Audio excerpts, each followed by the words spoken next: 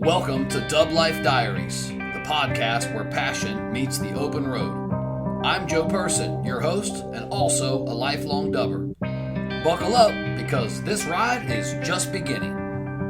This podcast is sponsored by Volksmania magazine. Good times, great cars, awesome Volksmaniacs. Visit Volksmania.com to learn more about this class-leading VW magazine. All right, welcome back to DubLife Diaries. This one is going to be fun. We got a nice evening planned with some awesome people. Get ready for this one. Guys, there are car builds, and then there's going to be stories that feel like sometimes the universe just kind of hands them over. You guys know what I mean? Any of you Volkswagen enthusiasts. Today's guest didn't really buy a legendary show car. He didn't really inherit one either. He didn't chase fame, didn't chase sponsors, didn't chase a polished, shiny build. This dude traded a roof rack. Yep, you heard that right. A roof rack for what turned out to be a forgotten piece of Volkswagen history. All right. A rusted up, smashed up Karmann Ghia that a lot of people might have hauled off to the scrapyard without a second thought. All right. But not this guy. And here's kind of where the story gets wild. Buried in deep in the story was an engine that sat for, I think, 25 years. A mystery motor that you pulled out of a sand rail that you tore down on a hunch, and only to reveal a Porsche 356 roller crank hiding inside. That's kind of cool, right? The kind of parts that seasoned builders will absolutely freak out over. This dude just showed me the back of this Ghia behind him too, the motor that's in it. Y'all are about to freak out when you see it, all right? Just when you think it's a lucky project story, the past actually comes calling, all right? Photos start to resurface. Magazine features from 97. Ghost graphics under some paint. A license plate that reads Deep Purple. We're going to hear all about that. A car that once stood show fields across the country, now reborn in the hands of a blue-collar builder who dropped out of school to become a working man, raised a family, worked on the oil rigs, and has never stopped turning wrenches. This isn't just a build. This is resurrection. This is the Volkswagen community. This is how old machines find their way back to the people that bring them back to life. So cool. So buckle up, guys, because today we're talking grit, destiny, and rare VW history and the road to Deep Purple resurrection. Kristopher Hayes, welcome to DubLife Diaries. Wow, thanks, Joe. I sure appreciate that introduction. It made my hair stand up on my arm hearing that. That's pretty good, yeah, man. That's awesome. What a pleasure. That's because you're a dubber, bro. This is what we do this for. I do this podcast for guys like you. Thank you for being willing. Before we get going too deep here, let me give a shout out to my sponsors right on my shirt. You guys see them. Shout out to Volksmania magazine. You guys know how I feel. Flyest VW production on the face of the planet. And you know why. It's not just the quality of the magazine itself. It's the people behind the product, Paul and the team. Just a bunch of awesome folks. They put out some really quality stuff, and they give a guy like me a chance to have this type of a podcast production. And they put me front and center in the magazine. So I'm super grateful. Also, shout out to Salty Dub. From the beach to the bay, Salty Dub is tearing up the VW coastal scene down here in the west coast of Central Florida. We do events. We got swag. Check out saltydub.com. You can use the discount code of DubLife10 on the website. It works for merch, hats, sunglasses, keychains, all kinds of cool stuff. But check those guys out. Lastly, and then it's back to you, my man, is shout out to Grant Aslan. Grant told you about the podcast and told you to register. Grant, I appreciate you, brother. Thank you, man, for spreading the good word. Love to hear that you guys are rocking out there in Colorado. You guys know I've told you, and I miss Colorado. I spent 9 years of my life out there. I had a couple of my kids out there, and I think about the mountains of Colorado all the time. Anytime I see Grant rolling, especially when he goes south and he goes down to the Springs and he shows like Garden of the Gods or whatever, I'm like, dude, that's my area, man. Right. So anyhow. Shout out to Grant. All right, buddy. Back to you, man. Back to you. You ready? Yes, sir. Yeah, no, thanks, Grant. I sure appreciate it, too. I look forward to seeing him up here at Volkswagen on the Green 2026. Hope to be what by a then. show. What a show. Yes, sir.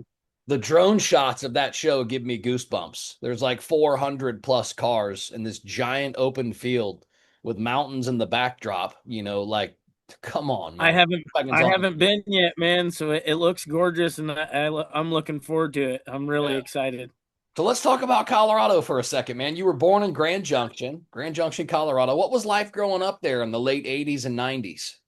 Oh man, just it was actually pretty calm as a kid, just riding bikes and hanging out as kids. No cell phones, no electronics. Kind of the good old days, sneaking a pack of smokes from the parents and doing the things you weren't supposed to do. That's how I grew up. It was go outside and play and drink some water out of the garden hose if you're thirsty type of kid. Yeah. Oh, that's so That funny. was That's our me. life. So, That's our whole, yeah. I remember when pagers first came out, we all had to have Yep. we got beepers and your buddies would message you and they'd put 911 behind it, and you'd have to freak out, go find a payphone. I remember when payphones went from 10 cents to 25 cents. I was about to fall out of my chair back then. But yeah, Yeah. man. Good luck finding a payphone nowadays, huh? Yeah, yeah. You see them sometimes, like super rarely. I have a funny story about that. It's not really payphone, but I'm still going to tell it. So years ago, I was with my son, my oldest son, who's 18 now, and we were at this little old lady's house, and my cell phone had died, and we were trying to get in touch with my wife. So I had asked this lady if I could use her phone. It was a cordless phone. And I told my son, go grab the phone, just pick it up, listen for the dial tone and call your mom. And he goes, listen for the what? And I'm like, oh my God, it hit me. I'm like, oh, wait a second. You don't know They're what a not used dial to that. tone is. You know what I mean? Yeah, they So don't know yeah. that. So That's let's talk great. about this. What kind of jobs when you were younger kind of shaped you, I guess maybe shaped you most early on? Yeah, so as growing up, man, my mom, she kind of gave me an option. She was going to Michigan, and probably about 15 and a half years old. She says, I'm going to take off, go to Michigan. You want to stay here with your friends and, kind of do what you want to do, or you want to come with me? And I chose to stay, man. And ever since then, I started jobs as anything I could do. One, painting houses when I was a kid. Then I started doing some plumbing work, and then I was skirting mobile homes and went into, changing oil on cars. And then I ended up doing some oil field work for a while, and kind of ended up all over the place as growing up. Kind of did it all. So, jack of all trades, master of none type of deal. Okay. So what was it about automotive then? So why did automotive kind of pull you into its world? Man, when I was a child, my mom actually worked for Sears Automotive, and I called her a chickanic because she wasn't quite a mechanic. So she was, she was a chickanic, and she worked there for 15 years, and she drove a 71 Pontiac Ventura that was pretty cherried out for a while, and then she ended up trading that off and got a 72 Chevy Nova and drove that, and she was pretty much the coolest chick in the neighborhood. Everybody liked her. All the Yeah, dads of my friends were like, "Oh, look at that hot mom, got a cool car too." And yeah, I just I always liked cars, and maybe I was just born into it because she had a cool fast car and things like that. My grandpa had, an old Dodge Power Wagon. I kind of like that old guy. And I don't know, just always interested me to be around cars and lawnmowers and just the workings and mechanicalness of everything, and how it worked. And my first bicycle, I kind of had it torn apart within the first 2 hours, and my mom's yelling at me, "What are you doing?" And it just interested me how it went together. So, just always been around cars and just love them, man. I've got a son out of all my kids. I've got one son that's like that. He's always got to be taking shit apart and learning how it works. And, dude, he always gets it back together though. And sometimes I Yeah, underestimate, I'm like, dude, there ain't no way you're going to, that ain't going back together. Good job, buddy. And then yeah. 2 hours later, he's like, hey, hey, look at that. I'm Hey, like, damn, dude, check it out, yeah, rubbing it in your you face, did huh? it. Yeah, exactly. So you Yeah, mentioned no, lawnmowers, and it's kind of funny because that's kind of maybe your first teeth cut on air cooled, because a lot of them yeah, for lawnmowers are sure. air cooled. Yeah. So Yeah.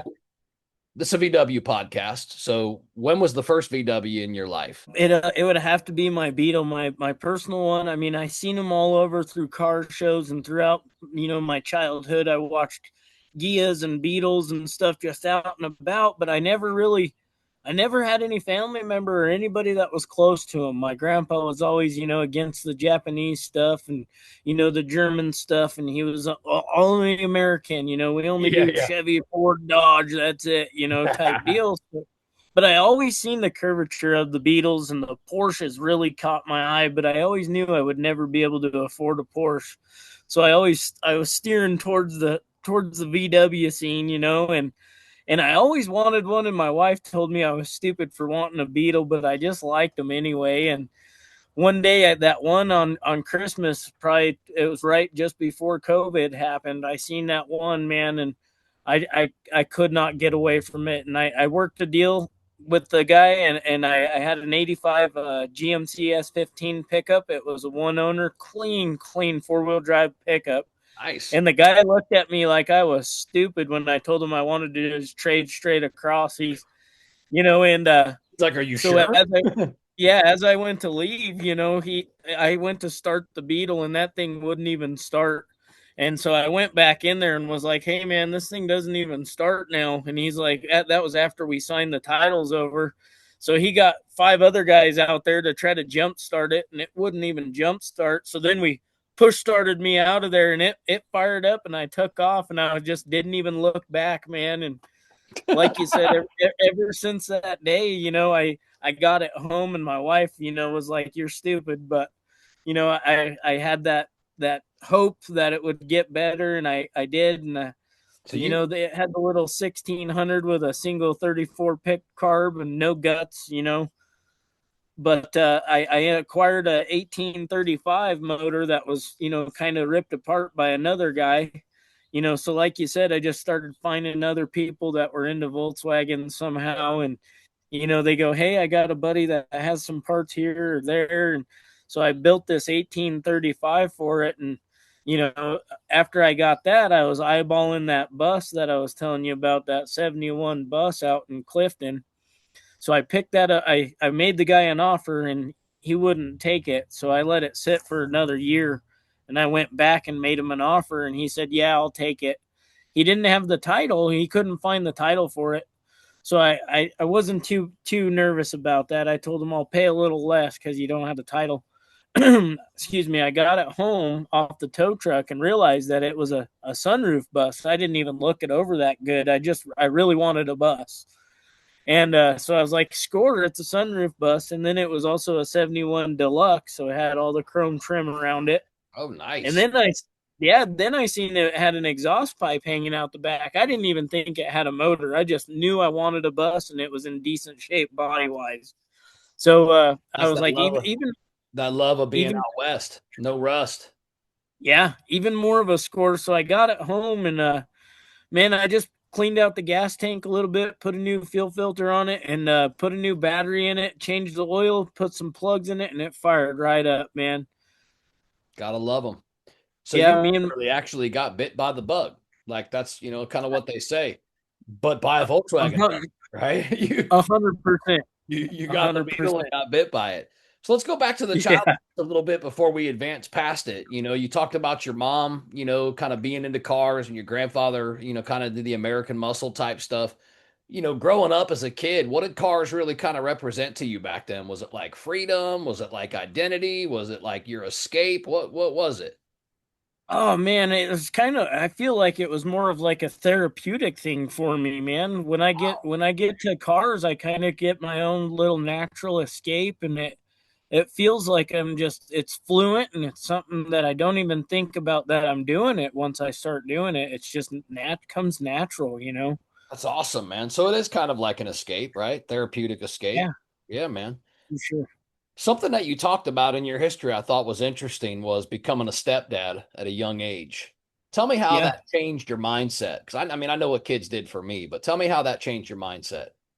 Wow, man, I had to kind of push my car passion off to the side for a bit and realize that becoming a dad's a little more important than cars. Human life is a big deal, and pushing that forward and sharing your beliefs and passion with them is good as well, and teaching them how to be car lovers is a huge thing in my life, because then we can hang out together and love Yeah. it together. But yeah, being a dad at an early age, man, it really teaches you to become responsible and make you choose what's really important. Yeah, that's awesome. And we have that in common. The aspect of uh I guess kind of giving up some of what your passion is because you kind of replace that with children. And it's not that, you know, it was like I kicked and, kick and scream about it, giving up my passion. It was no, I wanted to. I wanted to be a good Yep. example. So I kind of started to take some of my own hobbies and put them on the back burner because what was more important was the development of human life, like you were just saying. So yeah, Yeah. for sure. Something else you talked about were the oil rigs, and I kind of had that in the beginning in your greeting. That's a different world, brother, and I know it because in my professional career, I'm an HVAC sales trainer, and I train a lot of trades companies. And in the trades, I get guys that sometimes trade the oil rigs in to go, get licensed and become, HVAC technicians or electricians, etc. And dude, I've heard some crazy, crazy stories about the oil rigs. So, that being such a Yeah. different world, tell me what the oil rigs taught you about life itself. I can say one thing, man. It just teach you how to work hard and have thick skin. Just it'll teach you that money's a lot, and it'll almost make you replace your family with work. They can get you out there to where you're working significant hours and you're not spending as much time with your family as you really need to. I think um, out there I was seeing the bigger numbers and money wise and not seeing the more importance of spending time with family. So Okay. I think cutting back on a little bit more money making and financial situations and spending more time with family is more important. Phew. Amen. Amen. Been But with my wife but 25. there's them single men out there with no kids, yeah, and they need to be out there making them big bucks. I'll tell you that though. Yeah. Sometimes I see it. Sometimes I see it and I'm like, hey man, if you had kids, you wouldn't be driving that Porsche. Yeah, that's you right. know, and it's true. Those guys Yeah. get out of their car and they head to the gym and they have that fancy lifestyle. And I'm like, Yep. nah, man, you're missing the mark. You don't have kids though. Where's your legacy going to be one day? You gonna die alone, Yep. buddy? You gonna die alone? That's right. So, Yeah, no, man, I love being a dad. I'm super happy. My son, he's 11 now, so I just truck him along everywhere we go. He's my co-pilot, and we have a blast, man. yeah, man. Awesome. Great age too. Such a developmental age and just man, that's awesome. My wife, Yeah, huge part of my life, 5 kids. We've been together 25 years, married 19. Speaking of married, you've been married also what, 11 years? 11 years, man. 11 years, yes, sir. A long time. Congratulations on yours as well. Thank you. You made it past the 7 year itch. Yeah, that's what they say. Yeah, That's what they right. say. You can make it past seven, dude. You're coasting. You're sailing now. Has Yeah. your wife had any influence over your automotive journey at all? I would say yes and no. She definitely backs me on it, but she fights me in some other aspects. She keeps me under wraps. So she keeps it controlled. Let's just say control over it. Because if it wasn't for her, I'd have a junkyard out there.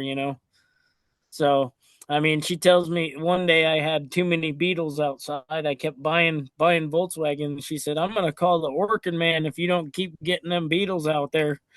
That's so yeah, no, she keeps me well controlled. She definitely backs me and has tons of support for what I do, and I definitely can thank her for that. Yeah, cool, man. That's cool. A lot of respect there for sure.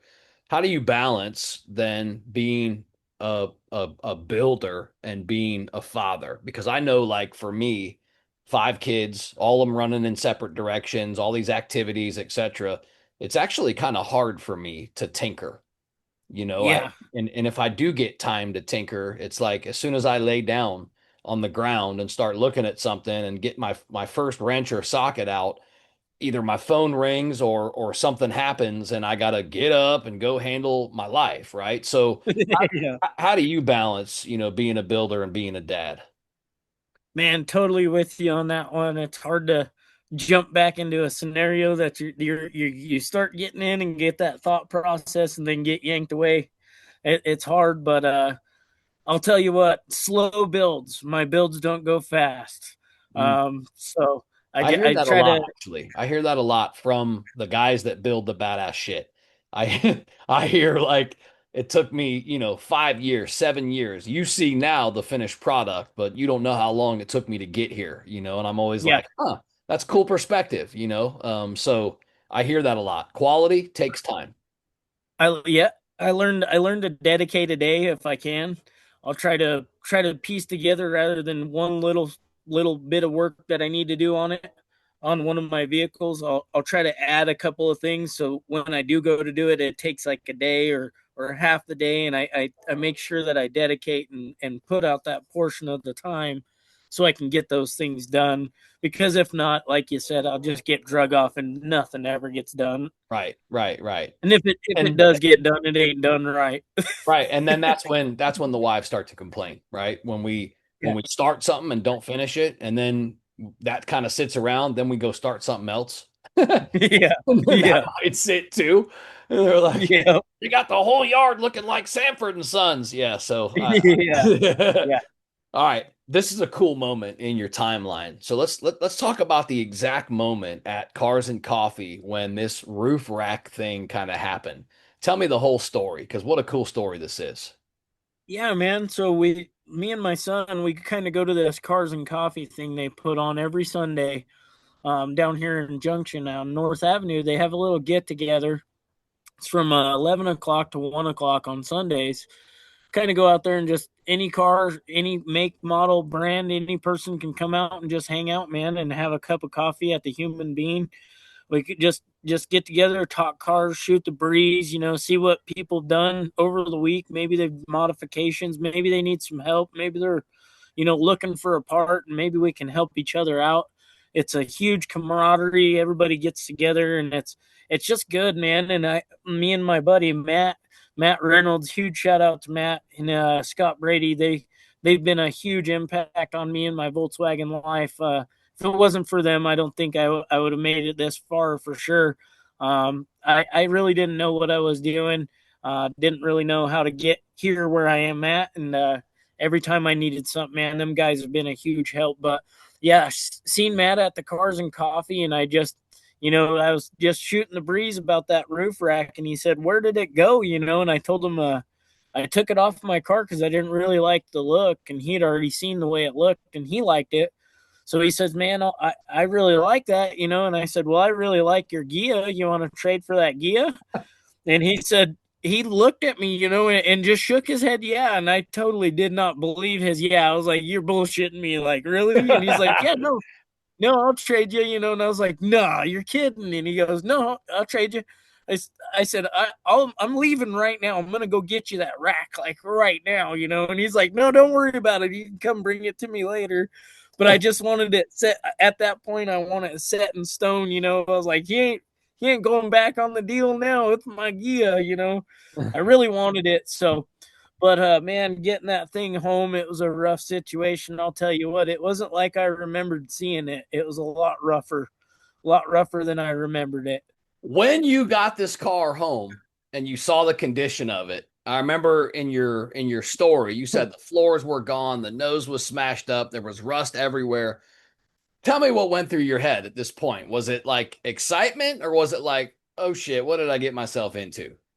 Oh, it's 100%. Oh shit! What did I get myself into? I immediately got overwhelmed and just was like, "What am I even gonna do with this car? Like, why did I even bring it here?"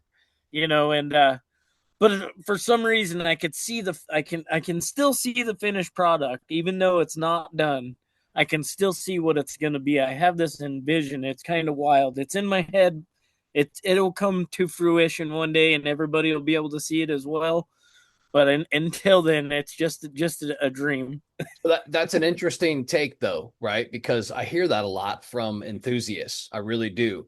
So I'm always curious to ask this question. What makes somebody like you see potential where a lot of other people, maybe even like me, might see total scrap? I think it's the challenge. I think seeing somebody else just saying no, it's gone and there's no hope, it's like that challenge, like, oh, well, bet me, type deal. It's like, well, I bet you I can get that thing up and running. And you can kind of see the excitement of somebody else, that they have that passion to want to see it done, but they don't have the physical ability to do it. So when you have that vision and you have the ability to make it come true, I think there's really nothing that can stop you, honestly. Yeah, interesting. And that's yeah. So passion and ability, when those two collide, you can see a masterpiece where a lot of other people can't. That's kind of cool. So let's fast forward just a little bit. Your father-in-law had this engine sitting around 25 years. Where was it? Where was this engine sitting? So I'm gonna make this story, a long story, even longer here. So it's pretty wild, man. So the way I met my wife, I was actually driving through this alleyway back behind me before I even met her, and there was a Vega wagon sitting right here where this Ghia's at, and I seen this Vega wagon, and I really wanted that Vega wagon. So I actually stopped here at this house and I knocked on the front door, and my wife answered the door long before she was my wife. And I said, do you know who owns that Vega wagon out there? And she says, yeah, my dad. I said, well, can I talk to him? I want to try to buy it. So she goes, oh, give me a bit, and I went and chatted with her dad for a couple hours, but he did not want to sell me that Vega. He didn't want to part with it. So long story even longer, we ended up getting married. We found each other probably 8 years later. We found each other, and we didn't even really know. But then all of a sudden, she was like, "Wait a minute, I remember you. You came to my house." And then I said, "Yeah, your dad had that Vegas." She was showing me pictures, and Yeah. then it just kind of clicked. I was like, "Holy cow! I did knock on this house's door." But anyway, so he has this dune buggy, and I was like, "Wow, that thing's cool." And he's had a Oldsmobile 215 V8 in it. He's got in there. And we were just shooting the breeze one day, and I said, "Well, what happened to the old motor that was in it?" And he said, "Oh, it was a 2110 or something, and it was knocking. We were out in the desert playing around with it, and it started overheating or something and was knocking. So we pulled the motor out and just shoved it in the back corner back here, and put a tarp over it." And he said, "It's been sitting ever since." And I said, "Well, what are you going to do with it?" He said, "Nothing. It's never going back in that dune buggy." So I said, "Well, you want to sell it to me, or can I have it, or what do you want to do?" And he says, "Well, you can't have it, but you can use it. You can do whatever you want with it. You just can't sell it because it belongs to that dune buggy." So I guess that dune buggy was raced in the Baja 1000 by Frank Mir's race team, so it was a well-known dune buggy as well. So that motor was built by the Frank Mir's race team, I guess. Anyway, we drug it out of there, and man, that thing had so many leaves and just dirt and crap all over it. But I got it out, and it had the dual Webers and the chrome fan shroud, and man, that thing looked like it was a hot item. Big old stinger hanging out the back of it, and so I, just out of curiosity, I just rolled it over and just looking around and popped the valve covers off, and one of the seat clip on the end of the rocker shaft had popped off, and the rocker just slid all the way over. And so it probably was in there just slapping around making noise. So I was under the assumption that maybe that was their knocking noise. So I had to put it back together and put the C clip on it and made it to one of my transmissions I had laying around, and threw a starter up to it and tried to fire it on the ground, but it just rotated ever so slowly and would not fire off as much as I tried. For some reason, it just wouldn't go. So I was like, man, there's got to be something going on with it why it won't fire. So I split the case. And like I was telling you, man, me and my buddy Scott Brady, huge shout out, Scott. He was helping me rip that thing apart. And this was my second motor I've ever built. The first one was at 1835 for my Beetle, and I struggled all the way through it, man. The first time I fired that thing off, I didn't know nothing about the oiling of the motor, anything like that.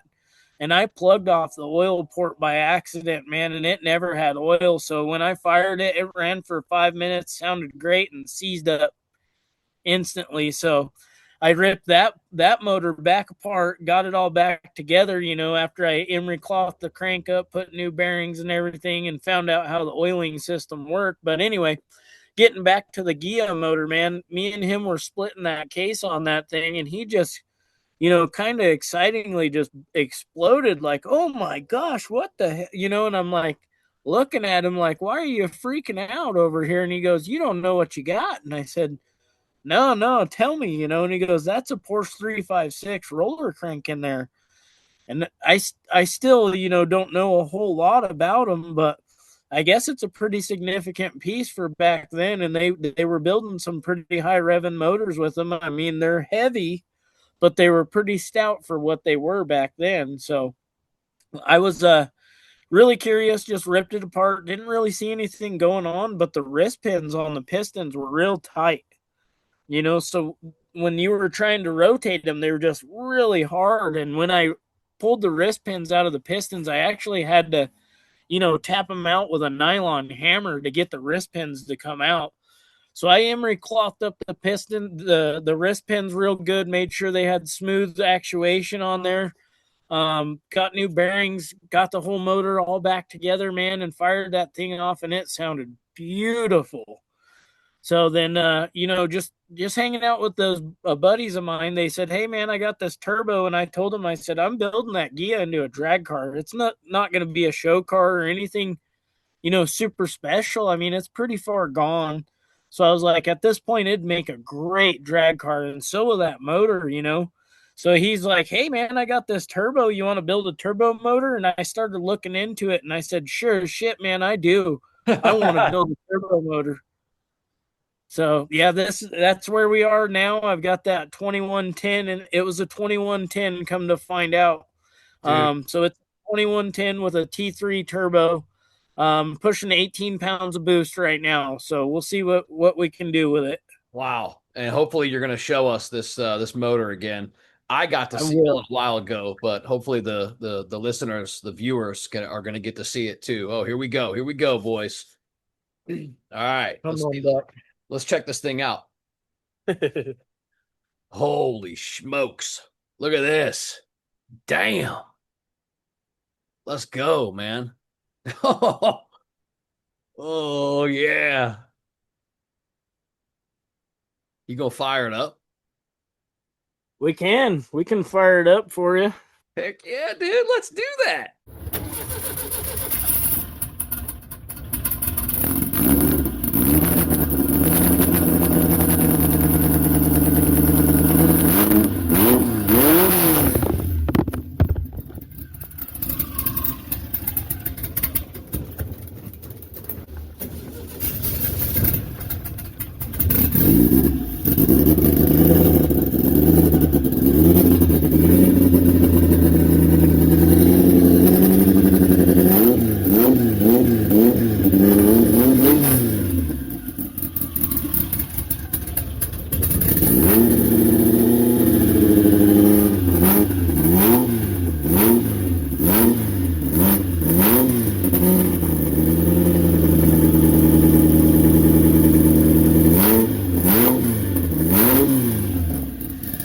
Let's go back to that question because nobody could hear you when you were talking. What I said was, Sorry. that's okay. It's okay. So, how did it feel when it finally ran?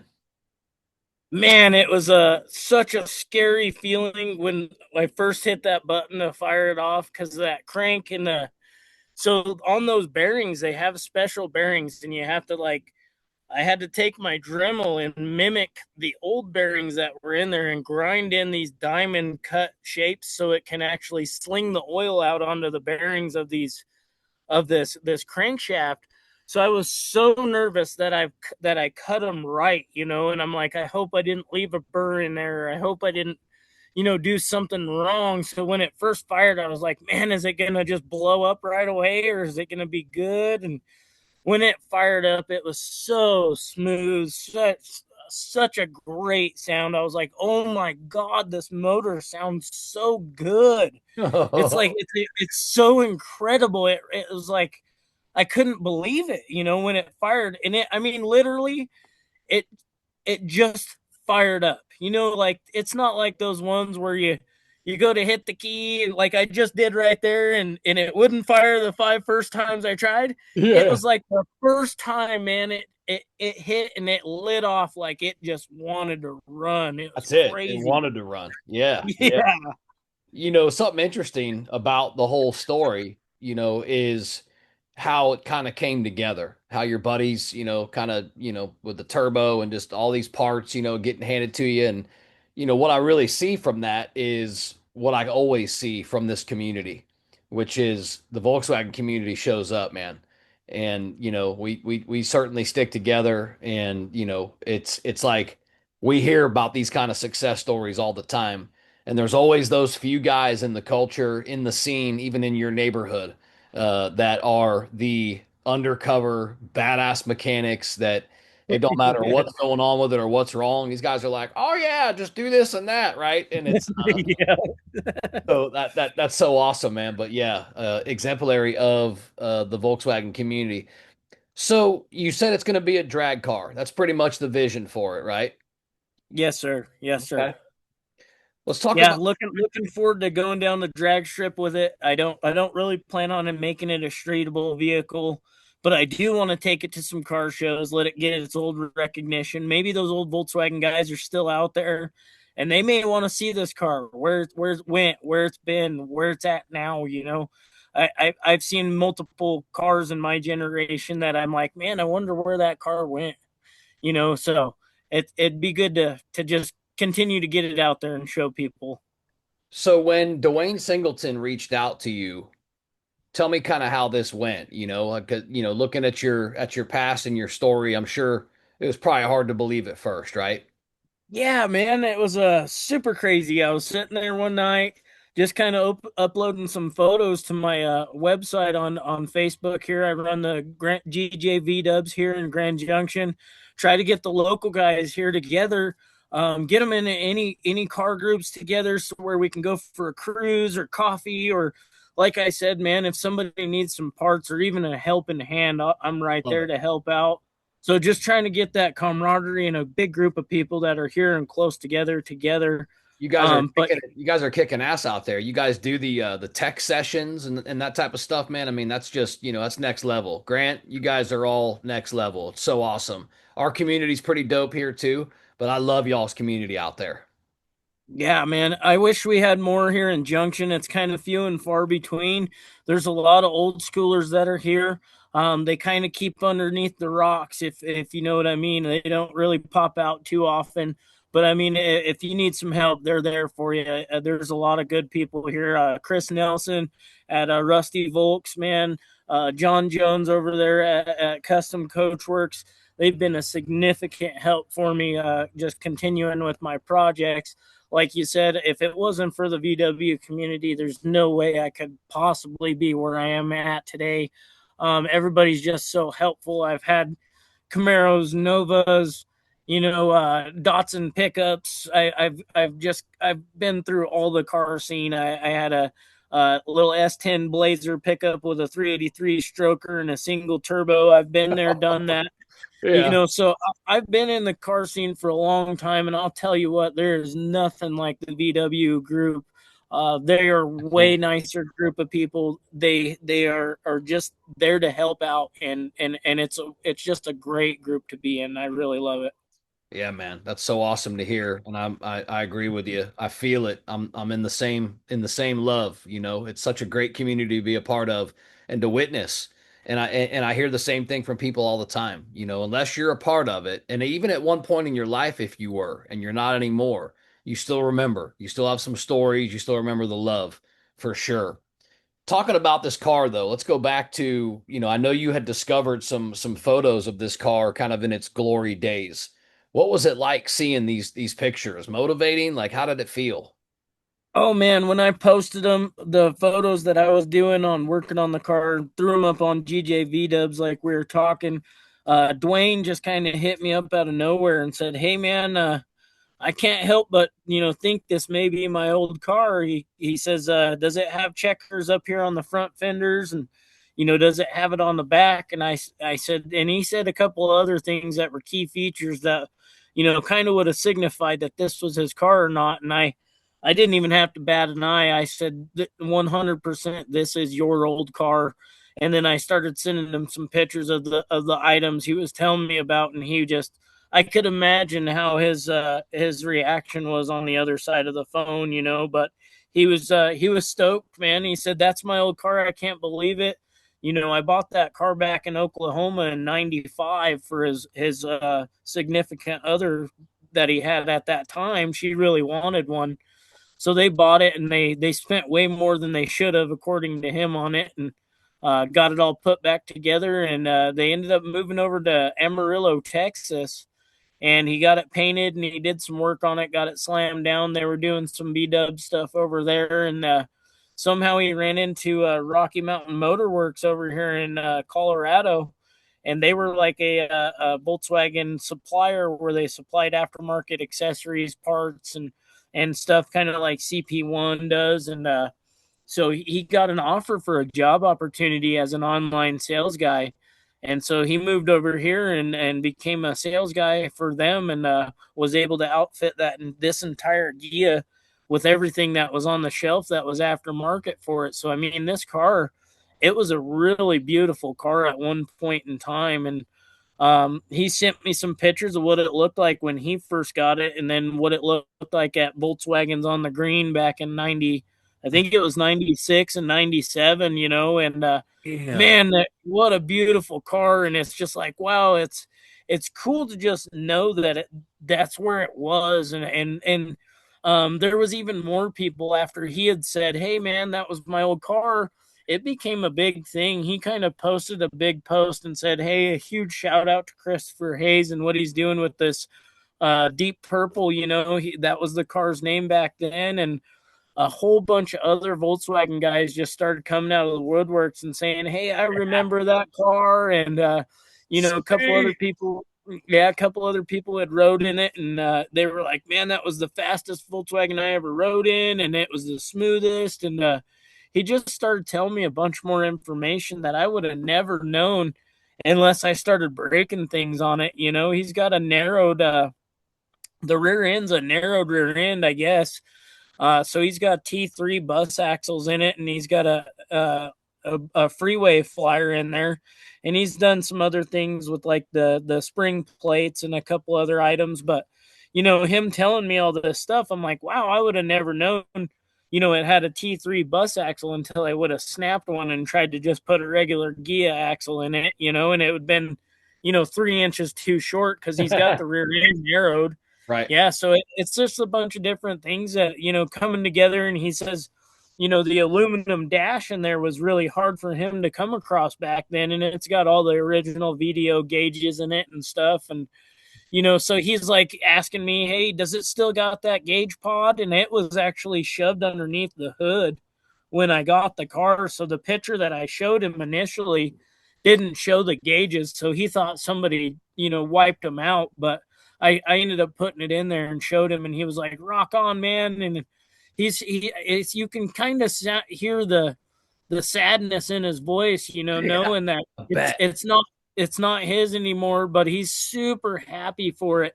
And I mean, he hits me up all the time trying to see where this car's going, and he's stoked, man. Me and him are hopefully we're gonna meet up at Volkswagens on the Green. And maybe we can, maybe not this year, but maybe next year, maybe we can meet and he can see his old car. And Yeah. hopefully he's got some money for me and he'll just take it off my hands. That'd be kind of cool. All right. I think it would be cool. Unless you want Yeah, to hang just on to it.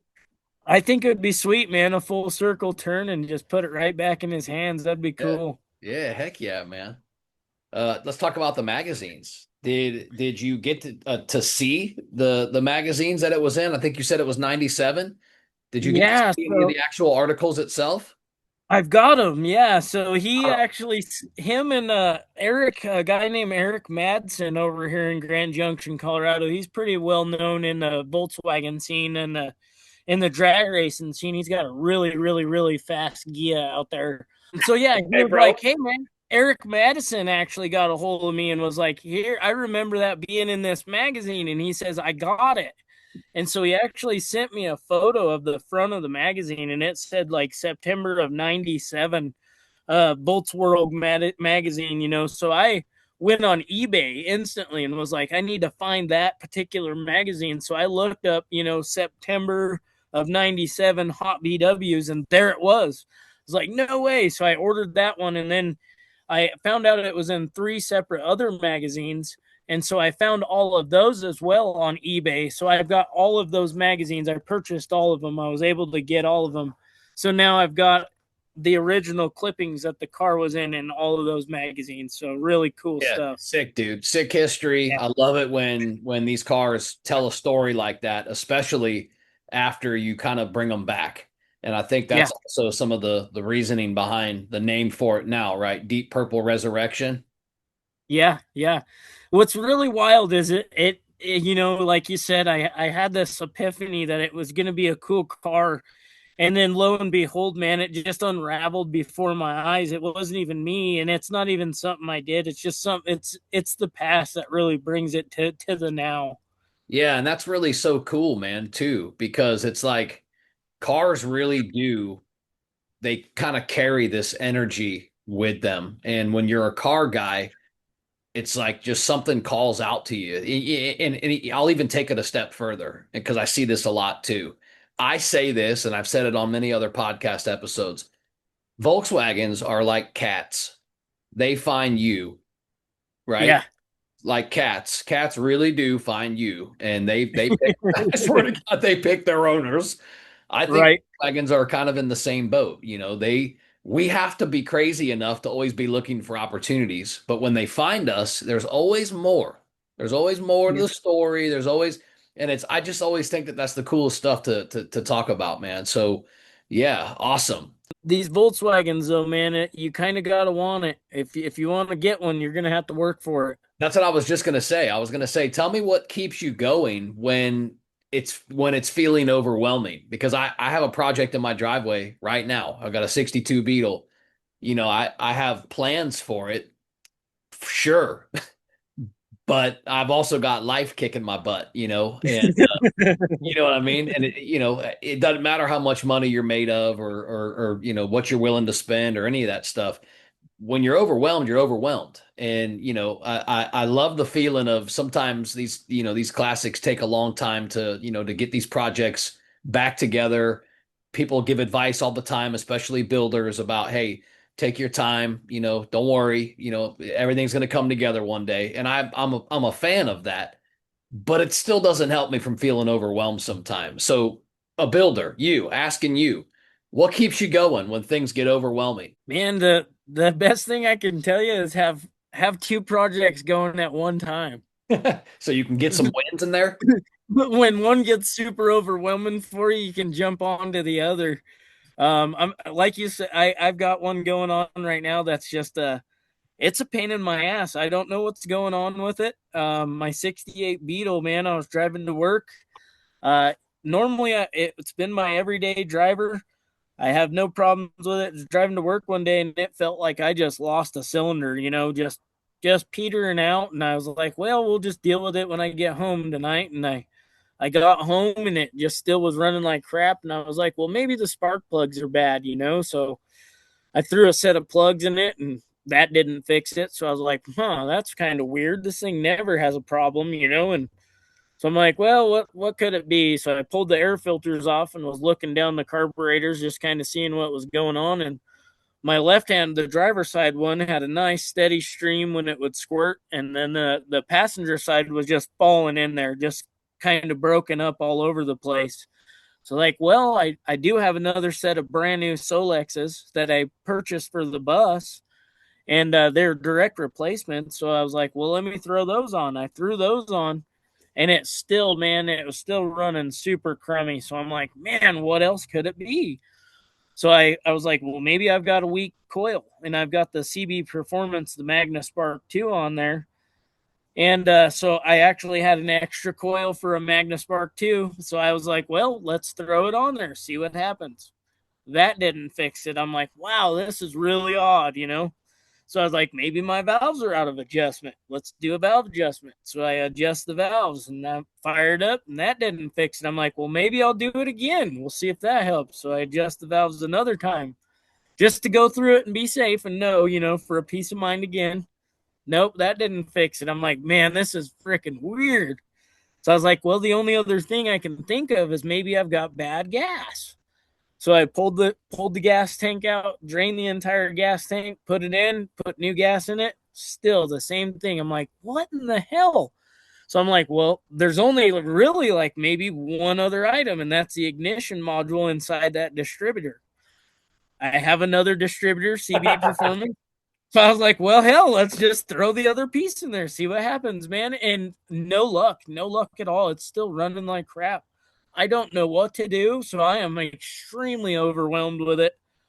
I just told myself I'm not going to work on it today. I'm going to take a break. I'm just going to let it be and take some time to think about what it may be. I'm almost thinking maybe a weak valve spring, something in that nature, but it's just hard to say at this point. You know how sometimes when you're so close to a problem that you can't see it, you know, Yeah. like the example that just came to my brain when you were telling that story was sometimes my kids are in the back room playing their video games and they can't advance or they can't get past this certain point or whatever it is, right?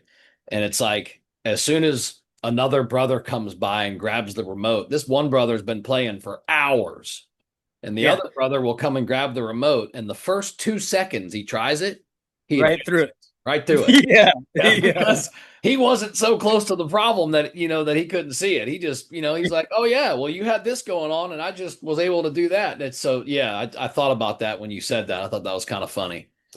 Uh, Yeah. Sometimes frustration can cloud your mind, man. yeah, yeah, good point. So, so let me hear your opinion on this one. I know you kind of touched on this a little bit already, but you come from kind of a unique background, which is a lot of American cars, etc. I really want to hear your verbiage through this. What's the VW scene? Why is the VW scene different from other car communities? Wow, man, they just seem like they're more tight knit of a community. It seems like people go home and they may hang out as Volkswagen people together, rather than I think the Chevy guys they separate, they go away. It wasn't like when I had Novas or Chevy Camaros or S10s or anything like that. I never had a friend say, "Hey, man, I've got a set of Nova fenders. If you want to come over and grab them."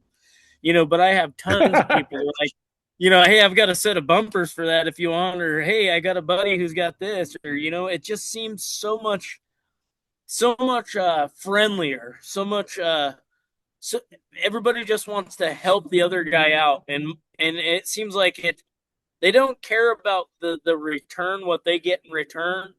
They just want to see another Volkswagen or another enthusiast out there and being happy and doing the same thing. Yeah, keeping it alive, keeping it Yeah, alive, keeping these things on the road. I hear all the time, when they're sitting around a lot, they usually fail. They're designed to be driven, and that's, kind of the culture. I feel like the culture is like designed to be driven, yeah. But yeah, that's awesome. Well said. Tell me what it's going to feel like to bring this car back to, a show like Volkswagen's on the Green. Oh man, I hope everybody else gets the feeling out of it, honestly. I just want to be the one to bring it there. I want to see people's reactions. I want to see the happiness. I want to see the same like enthusiasm that I get when I see it, and then telling the same story to other people. Like you said, it's almost too good to be true. It doesn't sound. It sounds so real and like so magazine-ish that it doesn't seem right. But I mean, it really is. It's great. So cool, man. So cool. I'm excited for you. I'll be looking forward to seeing some posts of when that day comes. Like Yeah, you said, though, no rush. It'll take time, and quality always does. So awesome, man. Well, I got some rapid fire questions. All right. These questions like kind of demand a fast response. However, if a story comes of it, so be it. But you ready? Rapid fire Yes, style. sir. Let's do it. All right. First one, air cooled or water cooled if you had to choose one forever. Air cooled all day long. Air cooled all day long. Favorite VW body style ever? Ooh, the Ramich. Wow. I Never love heard the that. 57 Ramich. Is beautiful. Dude, never heard anybody say that. So cool. Good job. Good job. That's certainly different and unique. What's the best Volkswagen sound ever? Ooh, it's got to be straight cut gears, my friend. Awesome. What's a tool, one tool that you could never live without? Oh man, I'm gonna have to say, let's see, a torque multiplier. Okay. All right. Tell me a moment in your life related to cars, even related to Volkswagens, that you almost quit, but you didn't. One related to Volkswagens. Well, let's say let's put it on the Beetle, man. I'm not quitting. I'm still going strong. That one's been a tough one. I want to hear what that is finally when you do get the fix. I want to hear what I it will. was. Yeah, we're I we're sure will. we're all gonna learn from that. All right, how about this one? Do you have maybe a dream show that you would like to debut or even just bring Deep Purple to? I think it's gonna be this first one here in 26, man. I don't think there's gonna be another one that'll top it because it's gonna be my first show there. I haven't met Grant in person yet, so I think that's gonna be a good one too. I'll be able to meet him in person, get some good stories from him, listen to other people that are there. I don't think that the day's gonna be long enough, to be honest with you. Yeah, man, they never are. They never are. And then when they're over, you're like, "Wait, wait, wait. I didn't get I didn't get to see this or that or right." It's like that's never Yeah. enough. But that's Yeah. cool. That's the beauty of this wonderful community. All right, how about this one? What advice would you give to young builders? Our job, I feel like, is to kind of pass the torch and to make sure, kind of like what you were saying in the very beginning, with, your son's old enough now to appreciate some stuff and it's your job to kind of, teach him, to become an automotive enthusiast, etc. What advice would you give yourself to young builders that are interested in the Volkswagen scene? Man, don't slow down. Always put your right foot forward, man. Keep going. Don't let anybody stop you. If that's your dream, that's your passion, go for it. I mean, the only person that'll ever stop you is yourself. So, I mean, if you continue to go, it will happen. It will happen. Keep trying. Surround yourself with people that are better than you. You'll always become a better person every day. Very good advice. Describe the Volkswagen community for me in just one word. Friendly. Friendly. Nice. I like it. Okay. If Volkswagens disappeared tomorrow in your life, what would fill its space? Oh man, probably boats, small Oh, block Chevys. okay. I'm here in West Coast Central Florida. We got a ton of boats around us, man. I live in a peninsula basically. I got water on all sides of me, and my son Beautiful. boats. I grew up boating. Matter of fact, when I left high school in '95, the first thing I did when I wanted to go, I said, "Screw college. I'm not doing that. I'm gonna go become a marine mechanic." So I went to Clearwater P Tech, and I went and joined their marine mechanics course, and probably first 350 hours of marine rigging, I was like, I'm out of here. I can go start a business and make more than my instructor. Yeah, Probably should have finished, but I didn't. But I did go start that business, and I've always yeah. been an entrepreneur and always had kind of an entrepreneur mindset. But yeah, this ain't about me, it's about you. But definitely, being mechanically inclined has helped out through your Volkswagen days for sure. Then, It has, but I would like to even admit this. I'm not the most mechanically inclined, like gifted type dude. yeah, Matter of fact, I'll even say this, and I can say this with pride. There are people that are so much better than me, even right here in my immediate area, that are so good at working on these cars.